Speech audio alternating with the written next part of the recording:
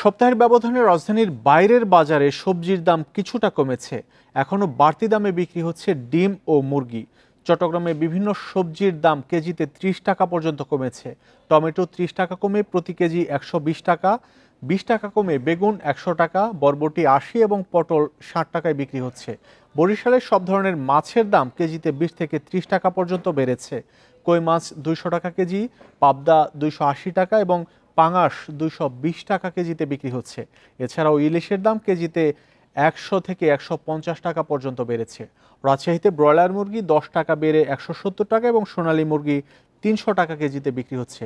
ডজনে ৬ টাকা বেড়ে ডিম বিক্রি হচ্ছে ১৩২ টাকায়। খুলনার বাজারে কেজিতে ৫ থেকে ১০ টাকা কমে বিক্রি হচ্ছে বিভিন্ন ধরনের সবজি। লাউ, ঢেঁড়স, মিষ্টি কুমড়া বিক্রি হচ্ছে ৪০ থেকে ৬০ টাকায়। সরবরাহ বাড়ায় সবজির দাম আগের চেয়ে কমেছে বলে জানান বিক্রেতারা। বাজার এটা আজকে অনেকটাই কম আছে, তবে যদি আকাশ পরিস্থিতি ভালো হয়ে যায় তাহলে আমার মনে হয় আরো কিছু কমতে পারে।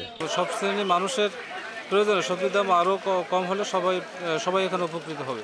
সরকার এবং কর্তৃপক্ষের দিকে তাদের দৃষ্টি আকর্ষণ করছে, এ বিষয়ে তারা যেন একটু পদক্ষেপ নেয় এবং বাজার মনিটরিং এর ব্যবস্থা করে। এই সপ্তাহে ৫ থেকে ১০ টাকা পার কেজিতে কমছে এবং এই বর্ষা কমে গেছে, আস্তে আস্তে এখন সবজি নতুন বেড়ে যাবে, দাম আরও কমে যাবে।